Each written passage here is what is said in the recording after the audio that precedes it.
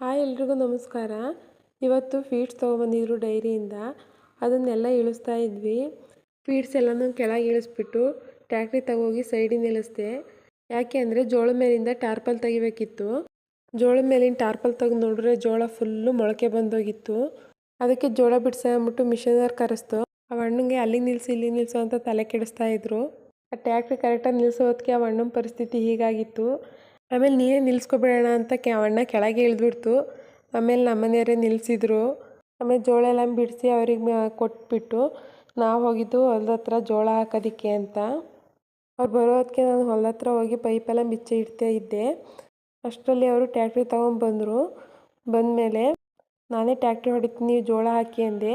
ಯಾಕೆ ಅಂದರೆ ನಾನು ಒಂದಾರೆ ಜೋಳ ಉದುರಿಸೋದಕ್ಕೆ ಅವ್ರು ಎರಡೆರಡಾರೆ ಜೋಳ ಉದುರಿಸೋರು. ಅಷ್ಟು ಫಾಸ್ಟಾಗಿ ಹಾಕ್ತಾರೆ. ನಮ್ಮ ಜೊತೆ ನನ್ನ ಮಗನೂ ಕರ್ಕೊಂಡು ಹೋಗಿದ್ದು.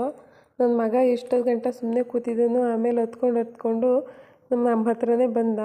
ನಾನು ಅಲ್ಲಿ ಕೂರಲ್ಲ, ನಾನು ಬರ್ತೀನಿ ಅಂತ.